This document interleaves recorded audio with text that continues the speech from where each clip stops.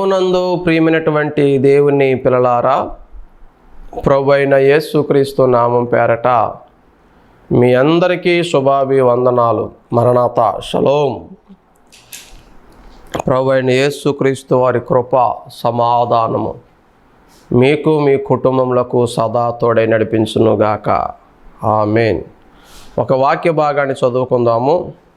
సంఖ్యాకాండము 11వ అధ్యాయము 14వ వచనం. ఈ సమస్త ప్రజలను ఒంటిగా మోయ నా వలన కాదు, అది నేను భరింపలేని భారము. నీవు నాకిట్లు చేయదలిచిన ఎడల నన్ను చంపుము. ప్రియమైనటువంటి దేవుని బిడ్డలారా, దేవదేవుడు బైబిల్లో రాసిన ప్రతి మాట మనం చదువుకోగలిగితే, దాన్ని ధ్యానించగలిగితే, అర్థము చేసుకోగలిగితే, మన జీవితంలో ఎదురయ్యే ఎన్నో సమస్యలకి పరిష్కారం దొరుకుతుంది. చాలామంది సమస్యలకి పరిష్కారం కోసం ఎవరెవరి దగ్గరకో వెళుతూ ఉంటారు, ఏవేవో చేస్తూ ఉంటారు.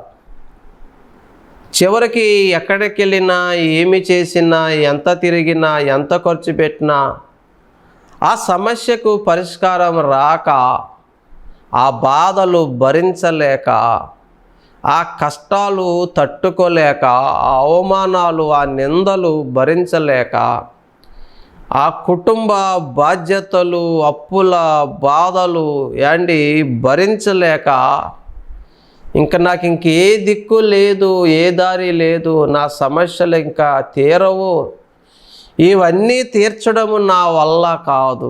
మోషే గారు అన్న మాటే చాలామంది అంటారు, నా వల్ల కాదు, నా వల్ల కాదు, ఇది నేను భరించలేనిది. నిజమే, ఈ భరించలేక, ఇంక ఈ సమస్యలకు పరిష్కారం లేక, ఇంకా నాకు ఏ దారి లేదు అని చాలామంది డిప్రెషన్లోకి వెళ్ళిపోతూ ఉంటారు. తొందరపాటు నిర్ణయాలు చేస్తారు, సూసైడల్ థాట్స్ తెచ్చుకుంటూ ఉంటారు.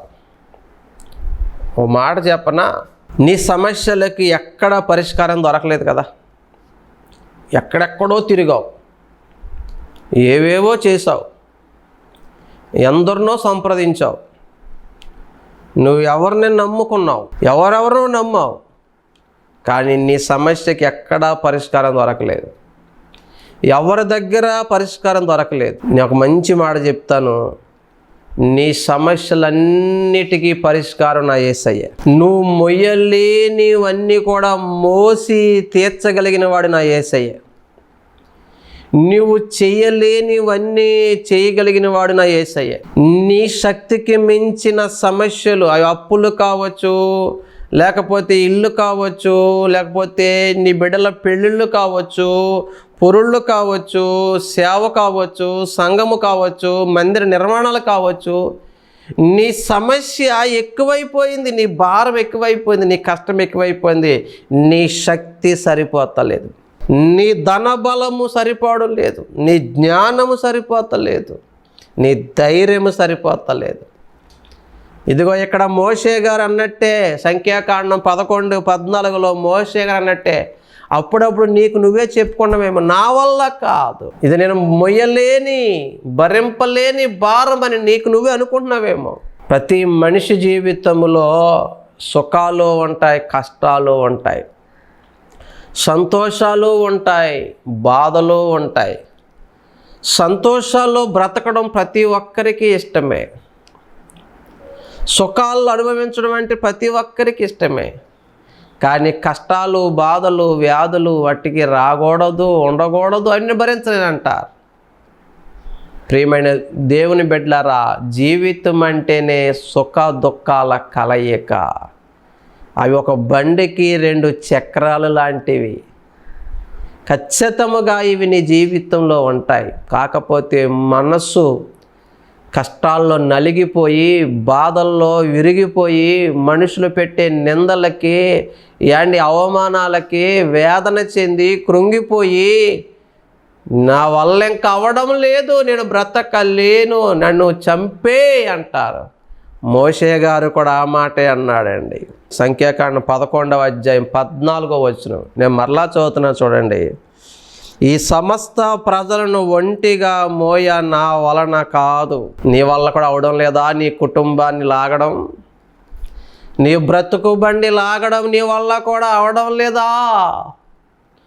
పిల్లల ఫీజులు భారాలు, అప్పుల భారాలు, వడ్డీల భారాలు, ఈఎంఐలు, గ్యాసులు, కరెంటు బిల్లులు, మందులు, ఓ పక్కనే తల్లిని చూసుకోవాలి, ఓ పక్కనే తండ్రిని చూసుకోవాలి, ఓ పక్కనే భార్యని చూసుకోవాలి, ఒక పక్కన బిడ్డలను చూసుకోవాలి. ఇవన్నీ నా వల్ల అవడం లేదు. ఇది నేను మొయ్యలేని భారం అనుకుంటున్నావా?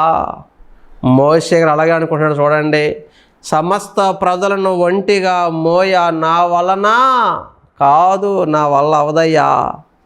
అది నేను భరింపలేని భారము. నేను భరించలేని భారాలు నాకు ఉన్నాయి పాస్టర్ గారు. మీకేం తెలుసండి? మీరు బాగానే ఉన్నారు, మీకేం తెలుసు మా కష్టాలు అనుకుంటున్నావేమో. నా కష్టాలు నా సాక్ష్యం తెలిస్తే నువ్వు ఒక్కరోజు కూడా బ్రతకు, ఆ రోజు చచ్చిపోతావు. నాకు 2 కాళ్ళు పనిచేయవు, ఓ కిడ్నీ కడుపులో ఉంది, వెన్నుముక్క పైనుంచి కింద దాకా కోసేశారు, చెవులో బ్యాలెన్స్ స్థానం తప్పేసి మీనియా వ్యాధి ఉంది. ఇలాగ చెప్పుకుంటూ పోతే డైజెస్టివ్ సిస్టంలో ప్రాబ్లం ఉంది, విసర్జక వ్యవస్థలో ప్రాబ్లం ఉంది, నాడీ వ్యవస్థ చచ్చుబడిపోయింది, శ్వాస వ్యవస్థలో ప్రాబ్లం ఉంది, సైనసైటిస్ అనే వ్యాధి ఉంది నాకు. ఒకటి కాదు, ఇవన్నీ ఉన్నా నేను ధైర్యంగా బ్రతుకుతున్నాను. నీకు ఇష్టమైతే ఈ యూట్యూబ్ ఛానల్లో చూడు, టీవీలో చూడు, సర్వెంట్ ఆఫ్ గాడ్ డాక్టర్ బాబు అని కొడితే నా యూట్యూబ్ ఛానల్, అందులో నా సాక్ష్యం ఉంటుంది చూడండి. మీకేమీ తెలుసు అనుకోకు, బాధల్లో నుంచి వచ్చిన జీవితం ఇది, మరణపు అంచుల దాకా వెళ్ళొచ్చిన జీవితం ఇది, కష్టాల కడలలో ఈ బ్రతుకు పడవని ముందుకు నడిపించుకుంటున్న జీవితం ఇది, శ్రమలలో వికలాంగుడిగా ఉండి బ్రతుకుతున్న జీవితం ఇది. కాబట్టి ఒకవేళ అటువంటి మనసు నీకు వస్తే అది పక్కన పెట్టే సహోదరి సహోదరుడా. మోషే గారిలాగా నువ్వు అనుకున్నావేమో ఇది నా వల్ల అవదు, ఇది నేను భరింపలేని భారము. ఇంకేమాట చూద్దాం, నన్ను చంపుము. అప్పుడప్పుడు అంటారు కదా కొంతమంది, చంపే ప్రభువా నన్ను. ఎందుకు ప్రభువా? భర్త అర్థం చేసుకోడు, భార్య అర్థం చేసుకోదు, పిల్ల అర్థం చేసుకోరు, ఓ పక్కన శరీరం నిండా రోగాలు, వ్యాధులు, బాధలు, ఇంక నేను ఎవరి కోసం బ్రతకాలి? అయ్యా చంపే. చాలామంది అలాగే ఎక్కువ బాధలు ఎక్కువైపోతే అవి నేను భరించలేను, ఈ బాధలు నేను భరించలేను, ఈ వ్యాధులు నేను భరించలేను, ఈ మందులు నేను మింగలేను, ఈ హాస్పిటల్ చుట్టూ నేను తిరగలేను బాబు, ఆ టెస్టులు నేను చేయించుకోలేను బాబోయ్, ఇంక ఇది నా వల్ల అవదు, ఇంక ఈ పిల్లలను చదివించడం నా వల్ల అవదు, ఈ పెళ్ళిళ్ళు చేస్తారో లేదో కూడా నాకు తెలియదు, ఈ పురులు ఆస్తారో లేదో కూడా నాకు తెలియదు, నా వల్ల అవదు, ఈ అప్పులు తీర్తలే తెలదు, అమ్మేసుకోవడమేనేమో, చచ్చిపోవడమేమో అంటారు చాలామంది. మోషే గారు అంటున్నాడు, నా వల్ల కావట్లేదయ్యా, ఇది నేను భరింపలేని భారం అయ్యా, నన్ను చంపయ్యా అంటున్నాడు. నువ్వు కూడా అంటున్నావా బిడ్డ? అప్పుడప్పుడు ఏసే దగ్గర అంటున్నావా, నన్ను చంపే ప్రభువా, ఎందుకు నాయనా ఈ బాధలు? చాలా బాధలు ఉన్నాయి నీకు. ఒకసారి తలపోటు ఉండొచ్చు, కిడ్నీలో రాళ్ళు ఉండొచ్చు, థైరాయిడ్ ఉండొచ్చు, బీపీలు ఉండొచ్చు, షుగర్లు ఉండొచ్చు, లేకపోతే గుండె సంబంధి వ్యాధులు ఉండొచ్చు, లివర్ సంబంధించిన వ్యాధులు ఉండొచ్చు, అవిటితనం ఉండొచ్చు, గుడ్డితనం ఉండొచ్చు, లేక సంతానం లేని సమస్య ఏమో, పెళ్లి కాని సమస్య ఏమో, స్త్రీల సమస్య ఏమో, పురుషుల సమస్య ఏమో, కుటుంబ సమస్య ఏమో, ఆర్థిక సమస్య ఏమో, అందరూ దూరం అయిపోయిన దీనస్థితి ఏమో, బ్రతకాలనిపించట్లేదా? నీవు కూడా అంటున్నావా, నా వల్ల కాదు ఇంకా అంటున్నావా? నువ్వు చేయలేనివన్నీ చేయగలిగిన దేవుడు యేసయ్య. భక్తుడు పాట రాశాడు కదా, మంగమూరి దేవదాసయ్య గారని ఒక భక్తుడు ఉన్నాడు, బైబిల్ మిషన్ వ్యవస్థాపకుడు, స్త్రీని సిరిని ముట్టినటువంటి బ్రహ్మచారి, పరిశుద్ధుడు. నేను చేయలేనివన్నీ నీవే చేసి పెట్టినావు, నేను చేయలేనివన్నీ నీవే చేసి పెట్టినావు, రక్షకానా వందనాలు, శ్రీ రక్షకానా వందనాలు. నువ్వు చేయలేవు, నీ వల్ల కాదు, నా వల్ల కాదు అనుకుంటున్న స్థితిలో ఉంటున్న వాళ్ళరా, నువ్వు చేయలేనివి నా యేసయ్య చేయగలడు. నీ వల్ల కానివి నా యేసయ్య వల్ల అవుతాయి. కాబట్టి నీ చింత యావత్తు ఆయన మీద ఉంచు. నీవు నీ బలాన్ని చూసుకుంటే నిరాశే వస్తుంది, నీ శక్తిని చూసుకుంటే నిరాశే వస్తుంది, నీ మనుషుల్ని నీ బంధువులు చూసుకుంటే నిరాశే వస్తుంది, నీ బలహీనతల వైపు చూసుకుంటే నీకు నిరాశే వస్తుంది, జీవితం మీద విసుగే వస్తుంది, బాధే వస్తుంది, కన్నీరే వస్తుంది. ఇదే మంగమూరి దేవదాసాయి గారు మరో పాట రాశారు. ఆ మనోవిచారము కూడదని నీకు అనే పాటలో ఒక చరణం ఉంటుంది. నీ బలహీనత తట్టు చూడకు, నా బలము తట్టిదిగో చూడుము. నీ బలహీనత తట్టు చూడకు, నా బలము తట్టిదిగో చూడుము. నీ బలమునకు మించిన పనులు, నీ బలమునకు మించిన పనులు నా బలమే గదా చేయవలయును. మనోవిచారము కూడదు నీకు, మహిమ తలంపులే కావలేను. బా ఏం పాట అండి. అంటున్నావా మోషే గారి లాగా నువ్వు కూడా నా వల్ల అవదు, ఇంకా నా శక్తి సరిపోతలేదు అంటావా? నీ వల్ల కానివి దేవుడి వల్ల అవుతాయి. నీ బలహీనత తట్టు చూడకు, దేవుడు బలం వైపు చూడు, దేవుని శక్తి వైపు చూడు. మోషే తన బలాన్ని చూసుకుని ఇంతమందికి ఈ మాంసం ఎక్కడి నుంచి తెచ్చిపెట్టాలి, ఈ చేపలు ఎక్కడ పెట్టాలి, ఇంతమందికి ఎలా తెచ్చిపెట్టాలి, ఇది నా వల్ల అవదు. కొన్ని మన వల్ల అవదు. మన బిడ్డలను చదివించడం మన వల్ల కాదు, మన ఇల్లు కట్టడం మన వల్ల కాదు, ఈ సంఘాన్ని అభివృద్ధి చేయడం, ఈ మందిరం కట్టడం, ఈ సేవను విస్తరింప చేయడం మన వల్ల అవదు. కానీ నా దేవుడి వల్ల అవుతుంది.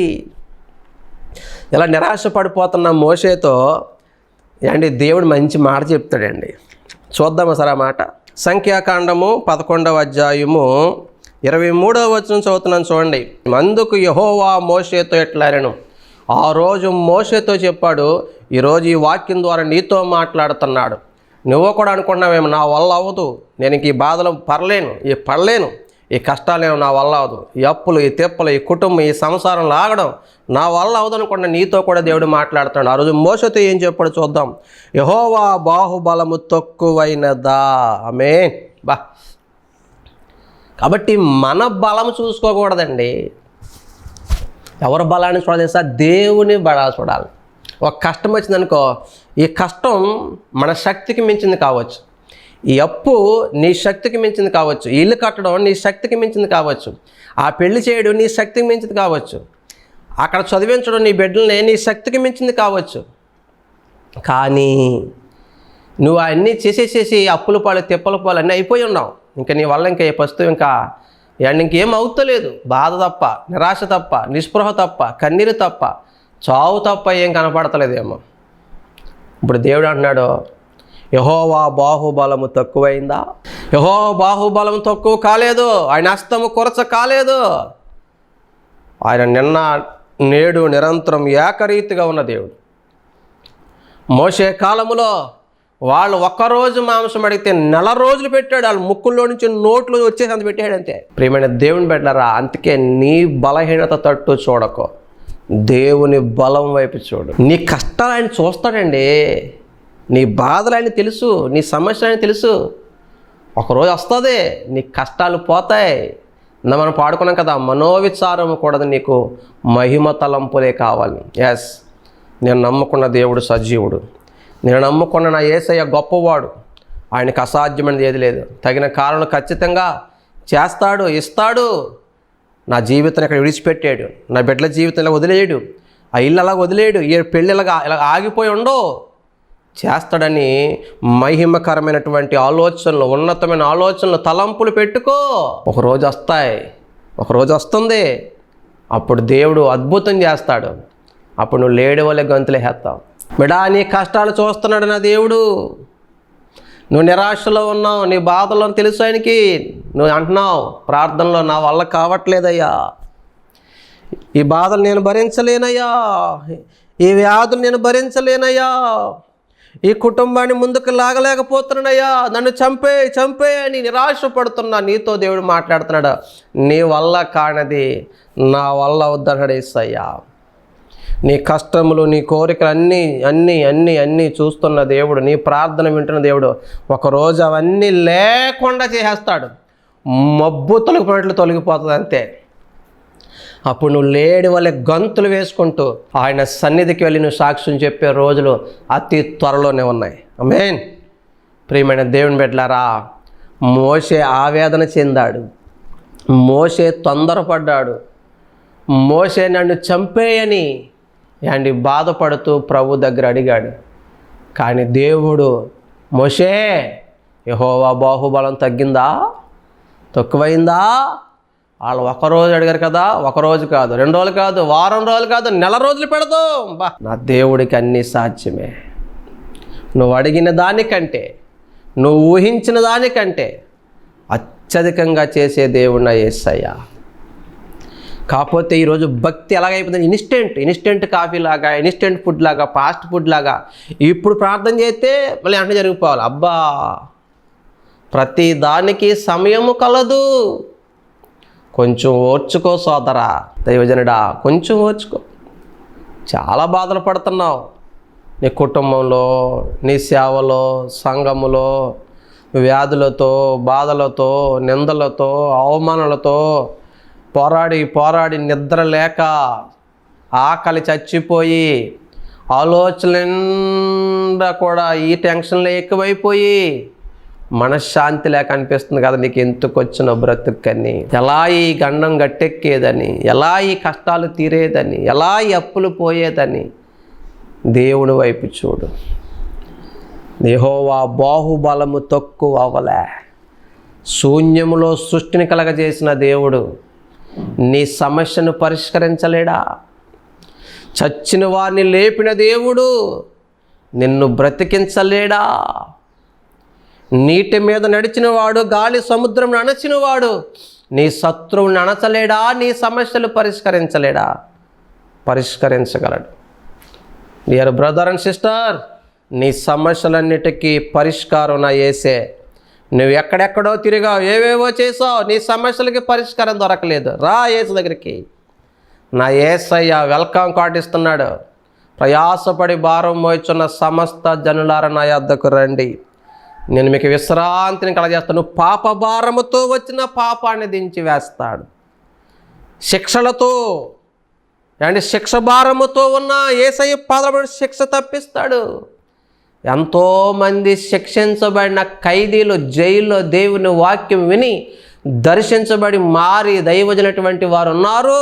నువ్వు పాప భారంతో ఉన్నావో, శిక్ష భారంతో ఉన్నావో, శాప భారంతో ఉన్నావో, అప్పుల భారంతో ఉన్నావో, వ్యాధుల భారంతో ఉన్నావో, రా. నీ పాపాలు బట్టి ఈరోజు నీకు మనశ్శాంతి లేదేమో. ఆ పాప భారం నీలో గుచ్చుతుంది నిన్ను. ఆ పాపం వల్ల ఈరోజు కుదరని రోగాలు వచ్చి పడిపోయినాయి, కుదరని జబ్బులు వచ్చి పడిపోయినాయి. ఈరోజు నువ్వు చేసిన పాపాల వల్ల నీ వ్యాపారం అంతా కొలాప్స్ అయిపోయింది. నీ పాపం వల్ల నీ కుటుంబం సర్వనాశనం అయిపోయింది. నీ పాపం వల్ల నీ జీవితం నాశనం అయిపోయింది. నీ పాపం వల్ల నీ సంఘం పాడైపోయింది, నీ బ్రతుకు పాడైపోయిందేమో.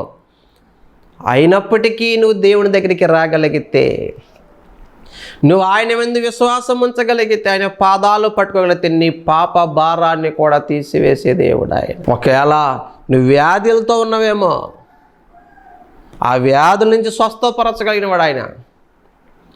ఏడుస్తున్నవేమో, జబ్బుతో బాధపడి నిద్ర పట్టక, ఈ బాధలు తట్టుకోలేక, ఈ బాధలేమో తగ్గట్లేదు, నిద్ర ఏమో రావట్లేదు, మనసులో నెమ్మది లేదు, ఏడుస్తున్నవేమో, ఒక్కసారి యేసయ్యకి దండం పెట్టి చూడు, యేసయ్యకి ప్రార్థన చేసి చూడు. జబ్బులతో బాధపడుతున్న వారి మీద జాలి చూపించే దేవుడు యేసయ్య. కుష్ఠరోగి వచ్చి అంటాడు, ప్రభువా నీకు ఇష్టమైతే నన్ను శుద్ధిని చేయి అంటాడు. అసహించుకోలే, దూరంగా ఉన్నానులే, జాలి చూపించి అతన్ని స్వస్థపరిచాడు. నువ్వు బైబిల్ చూడు, నా యేసయ్య కరుణామయుడు, జాలి కలిగిన దేవుడు, కరుణా వాత్సల్యపూర్ణుడు. నువ్వు జబ్బుల చేత నా ఈ బాధలు భరించడం నా వల్ల అవుతలేదు అంటున్నావో, లేదా అప్పుల్లో మునిగిపోయి ఇంకా నా వల్ల అవ్వట్లేదండి, నాకు వచ్చే ఆదాయానికి, నా జీతానికి, నా కూలికి, ఉన్న అప్పులకి సంబంధం లేదండి. ఇప్పటికే ఉన్నాయని అమ్మేశారండి, ఇంకా అమ్మడానికి కూడా ఏమీ లేదండి, నా వల్ల అవడం లేదండి అంటున్నావేమో. నన్ను చంపే దేవా అన్నావేమో.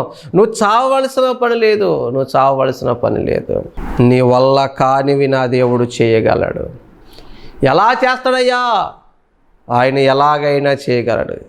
ఈ శూన్యములోనే సృష్టిని కలగజేశాడు. ఈ భూమిని ఆకాశములో, గాలిలో వేలాడదీశాడు. శూన్యములో ఈ భూమిని వేలాడదీసిన నా యేసయ్యా. శూన్యములో ఎంత పెద్ద భూమిని వేలాడదీసిన దేవుడికి నీ సమస్య ఎగరగొట్టడం పెద్ద సమస్య సోదరా, సహోదరి. ఆయన చేయగలడు. అయ్యా నా ఆ సమస్యలు కాదు, నా కాపురం పోయిందయ్యా, ఇంకా నా భర్తను మార్చుకోవడం నా వల్ల కాలేదయ్యా, నా భార్యను మార్చుకోవడం నా వల్ల కాలేదయ్యా, నా కాపురం లేదయ్యా, నా బిడ్డలు నాకు దూరం అయిపోయారు, నా భర్త నాకు దూరం అయిపోయాడు, నా భార్యకు దూరం అయిపోయాడు, ఇంకా మారడు. నువ్వు మార్చలేవేమో, కానీ నువ్వు ప్రార్థన చేయగలిగితే, నువ్వు ప్రార్థించి, నేను ప్రార్థించి నా యేసయ్య ఎవరి మనస్సునైనా మార్చగలడు. రాజు హృదయం ఆయన చేతిలో నీటి కాలువల వలె ఉందంట. ఆయన ఎలాగైనా తిప్పగలడా? నీ భర్తతో విసిగిపోయి ఉన్నావేమో, నీ భార్యతో విసిగిపోయి ఉన్నావేమో, నీ బిడ్డలతో విసిగిపోయి ఉన్నావేమో. ఈ మారని బిడ్డలు, మారని భర్త, మారని భార్య ఇవన్నీ విసిగిపోయి ఉంటే నువ్వు మార్చలేక విసిగిపోయి ఇంకెందుకు బ్రతకాలి, ఎవరి కోసం బ్రతకాలనుకున్నావేమో. ఏమి కంగారు పడకో, తొందర పడకో. వారిని కూడా మార్చగలిగిన వాడు నా యేసయ్య. వారు బ్రతుకుల్ని బాగు చేయగలిగిన వాడు నా యేసయ్య. నీ వల్ల అవలేదని ఇంకా ఎవరి వల్ల అవదనుకోకు. కొంతమంది అంటారు, ఏమండి ఎవరు మారినాయండి, మా యదవ మారండి అంటారు. యదవ అంటే ఎవరు అనుకోకండి, భర్తకి పెట్టిన ముద్దు పేరు అది. కొంతమంది భార్యలు తమ భర్తలకే బిరుదులు ఇస్తూ ఉంటారు అనమాట. ప్రార్థన చేసిన కూడా వస్తూ ఉంటారు, ప్రార్థన చేయమంటారు. ఏమండి అమ్మ అంటే మా ఆయన కోసం ప్రార్థన చేయండి, మళ్ళీ చేసాకంటది. ప్రార్థన అయితే మీరు చేశారు కానీ పాస్టర్ గారండి, నేనే చేస్తున్నాను కానీ ఎవడు మారినా మా యదవ మారని అంటది. మళ్ళీ అన్నప్పుడు ఎందుకు చేయించమ్మా ప్రార్థన? కొంతమంది అలాగే, కొంతమంది పిల్లలు కూడా అలాగే అంటారు. ఏమండి ఎవడ మారండి, మా యదవ మారండి అంటారు కొంతమంది పిల్లల్ని. మీ యదవనే నువ్వు మార్చలేవేమో, కానీ నీ భర్తని, నీ కుమారుణ్ణి నా యేసయ్య మార్చగలడు. హింసకుడు, దోషకుడు, హానికరుడు సౌలుని పౌలుగా మార్చాడు. మీ ఆయన అంతకన్నా గొప్పోడేం కాదు కదా. ఎవరిని ఎలా మార్చాలో, ఎవరిని ఎలా రక్షించాలో, ఎవరిని ఎక్కడ పెట్టాలో, రానోళ్ళని ఎలా రప్పించాలో, ఇవ్వనోళ్ళని ఎలా ఇప్పించాలో, ఎవరిని ఎలా చేయాలో దేవుడికి బాగా తెలుసు. నువ్వు మార్చలేనప్పుడు ఏం చేయాలంటే, ప్రభువా దేవుడికి అప్పచెప్పు, ఈయన మార్చునాయనా అని. ఒకవేళ ఆ జాగ్రత్త నీ భార్య అంటే నీ భార్యని దేవుడికి అప్పచెప్పు, నీ బిడ్డలు ఉంటే నీ బిడ్డని దేవుడికి అప్పచెప్పు. నువ్వు చేయలేవని ఇంకెవరు చేయాలనుకోకు. నా దేవుడికి అసాధ్యమైనది ఏది లేదు. ఎంతోమంది నరహంతకులను దేవుడు రక్షించాడు, మార్చాడు. వ్యభిచారులను మార్చాడు, దొంగలను మార్చాడు, తీవ్రవాదులు మార్చాడు, నక్సలైట్లు మార్చాడు, తాగుబోతులు మార్చాడు. ఆయన మార్చే దేవుడు. మారాణీళ్ళు మధురముగా మార్చాడండి, నీళ్ళని ద్రాక్షారసంగా మార్చాడు, మృతుడైన లాజరుని సజీవుడిగా మార్చాడు. కాకపోతే ఇక్కడ మనం చేయవలసినవి కూడా మనం చేయాలండోయ్. మీకు అర్థమయ్యే భాష చెప్పనా? నీళ్లను ద్రాక్షారసంగా ఎలా మార్చాడు దేవుడు అన్నాడో, మీరు చేయవలసింది మీరు చేయండి అబ్బాయి. ఏంటి? మీరు ఆ రాతి బాణను నీళ్లతో నింపండి, అప్పుడు నేను ఆ నీళ్ళను మధురంగా మారుస్తాను.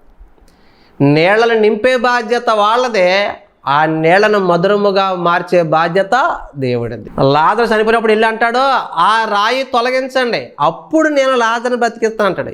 లాజరుని బ్రతికించే దేవుడు ఆ రాయి కూడా తొలగించుకోవాలి కదా. అబ్బాయి అలా కాదు, మనం చేయవలసింది మనం చేస్తే దేవుడు చేయవలసింది దేవుడు చేస్తాడు. అబ్బాయి మేము ఏమీ చేయమండి బాబు, బెల్లం కొట్టిన రాయిలాగా, అంబేద్కర్ బొమ్మలాగా అలాగే ఉంటామండి అంటే పని అవద్దు. మనం చేయవలసింది మనం చేస్తే ఆయన చేయవలసింది ఆయన చేస్తాడు. నీళ్లు చేదుగా ఉన్నప్పుడు ఏమన్నాడో మార్చేతను మోసే అనలేదు. మోసే అదిగో ఆ మొక్క తీసి అందులో వేయి, అప్పుడు ఆ నీళ్లు మధురంగా మారతాయి. మొక్క తీసి వేసే బాధ్యత మోసేది, మార్చే బాధ్యత దేవుడిది. అలాగా నీ భర్త కోసం, నీ బిడ్డల కోసం, నీ భార్య కోసం, నీ కుటుంబం కోసం, నీ అప్పుల కోసం, నీ తిప్పల కోసం, నీ సంఘం కోసం, నీ జబ్బుల కోసం, నీ సమస్యల కోసం ప్రార్థించవలసిన బాధ్యత నీది. కార్యము చేయవలసిన బాధ్యత దేవుడిది. నువ్వు ప్రార్థన చేయి, దేవుడు కార్యం చేస్తాడు. అబ్బాయి నేను ఏ ప్రార్థన చేయండి, ముసుగెట్టేసి పడుకుంటానండి, సెల్ ఫోన్తో ఆడుకుంటానండి, టీవీ మాత్రం ఏంటి దివారాత్రులు ధ్యానిస్తూ ఉంటానండి, ఏటి టీవీని. ప్రభువా నువ్వు మాత్రం ఆశీర్వాదాలు కుమ్మరించు, దిమ్మరించంటే కుమ్మరించడం దిమ్మరించడం సితకొట్టేస్తాడు. మనము చేయవలసింది మనము చేయాలి. అప్పుడు దేవుడు చేయవలసింది దేవుడు చేస్తాడు. చాలామంది భక్తులు అంటారు, ఏంటోనండి దేవుడికి మేమంటే జాలి లేదండి, దయలేదండి. ఆ దేవుడు కూడా అండి మమ్మల్ని చిన్న చూపే చూశాడండి. ఆ దేవుడు కూడా పక్షపాతమేనండి. ఏమ్మా అంటే ఇదిగోండి వాళ్ళకి చేశాడు, వీళ్ళకి చేశాడు, మాకు మాత్రం ఎవరికి ఏమీ చేయలేదండి. మరి వాళ్ళు చేసినట్టు నువ్వు చేసావా? వాళ్ళు ఉపవాసాలు ఉండి ప్రార్థన చేశారు, కన్నీరు కాచి ప్రార్థన చేశారు, మానక మందిరానికి వెళ్తున్నారు, మానక నియామక కోటాలకి వెళ్తున్నారు, ఏండి మానక వాళ్ళు ఇవ్వాల్సినటువంటి ఇచ్చి చెల్లించుకుంటున్నారు. మరి నువ్వు సరిగా ప్రార్థనకి వెళ్ళవు, ఉపవాసం ఉండలేవు, నీకు అలా కన్నీటి ప్రార్థనే రాదు. ఏండి దేవుడికి ఏమైనా ఇవ్వాలంటే మాత్రం చెయ్యామో కొరసైపోతూ ఉంటుంది నీకు. మళ్ళీ అంతరంగంలో లెక్కలో దేవుడు అంటే భయం లేదు, దైవజనుడి మాట అంటే విలువ లేదు, కానీ చేయలేదని బాధపడుతూ ఉంటాం. అలా కాదు బిడ్డలారా, మీరు బైబిల్ బాగా చదవాలి. మనము చేయవలసినది ఉన్నది, ఆ తర్వాత దేవుడు చేయవలసినది ఉన్నది. ఆయన ఏమైనా చేయగలడు, కాకపోతే ముందు మనము చేయవలసింది మనము చేయాలి. ఏండి రైతు విత్తనం వేస్తాడంతే భూమిలో, కానీ ఆ విత్తనానికి శరీరాన్ని ఇచ్చేది, ఆ శరీరం మొక్కగా చెట్టుగా ఎదిగి ఫలాలు పుట్టించేది ఎవరంటే రైతు కాదు, దానికి అవన్నీ ఇచ్చేది దేవుడు. నువ్వు కన్నీటితో ప్రార్థన విత్తనాలు వేసుకుంటే ఏండి రేపొద్దున పనలు కోసుకుంటావు, పనలు మోసుకెళ్తావు. అర్థమవుతుందా బిడ్డలారా? కాబట్టి నేను చెప్పే మాట ఏంటంటే, ఈరోజు నువ్వు అనుకున్నవేమో నా వల్ల కాదు, మోసగ్రహణ కదా, నా వల్ల కాదు, ఇది నేను భరింపలేని భారము, నన్ను చంపుము, నన్ను చంపే అంటే మోసే అంతటి వాడే. ఈరోజు నువ్వు అదే అంటున్నావు, ప్రభువా ఇంక నా వల్ల అవదో, చంపే. నువ్వు చావాల్సిన పని లేదు. నువ్వు చేయవలసింది నువ్వు చెయ్యి, దేవుడు చేయవలసింది దేవుడు చేస్తాడు. ఏండి మారా నీళ్ళు మధురముగా దేవుడు ఎప్పుడు మార్చాడు? దేవుడు చెప్పినట్టు మోసే చేసిన తర్వాత మార్చాడు. నీళ్లు ద్రాక్షరసంగా ఎప్పుడు మార్చాడు? యేసు చెప్పినట్లు పరిచారకులు చేసిన తర్వాత మార్చాడు. లాజరును ఎప్పుడు బ్రతికించాడు? యేసు ప్రభు చెప్పినట్లు ఆ రాయిని దొర్లించిన తర్వాత బ్రతికించాడు. అంటే మనము చేయవలసింది మనము చేస్తే దేవుడు చేయవలసింది దేవుడు చేస్తాడు. అలాగే నీ జీవితంలో నువ్వు చేయవలసింది దేవుడు చేయవలసింది దేవుడు చేస్తాడు. నువ్వు ఇవ్వవలసినవి ఇవి, దేవుడు ఇవ్వవలసినవి దేవుడు ఇస్తాడు. ఏండి అస్సలు నువ్వేమీ చేయకుండా దేవుడు చేయాలంటే అది కరెక్ట్ అయినటువంటి విధానము, భక్తి కాదు. కాబట్టి ఈరోజు నువ్వేదో బాధల్లో, ఆవేశంలో, తొందరపాటులో, నిరాశలో ఇంకా నా వల్ల కాదు, నేను భరింపలేను, ఇంకా ఈ అప్పులు ఈ తిప్పలు నేను భరించలేను, ఈ వ్యాధులు భరించలేను, ఈ కష్టాలు భరించలేనంటే దేవుడు అంటున్నాడు నీ వల్ల కానీ నా వల్ల అవుతాయి, నా బాహుబలం ఏం తక్కువ కాలేదు, నువ్వు నమ్ము, నువ్వు ధైర్యంగా ఉండు అంటున్నాడు. నువ్వు నమ్మినట్లయితే దేవుని మహిమను చూస్తావు, నీ జీవితంలో అద్భుతాలు చూస్తావు. అట్టి కృప దేవాతి దేవుడు మీ అందరికీ దయచేయునుగాక. ఆమేన్.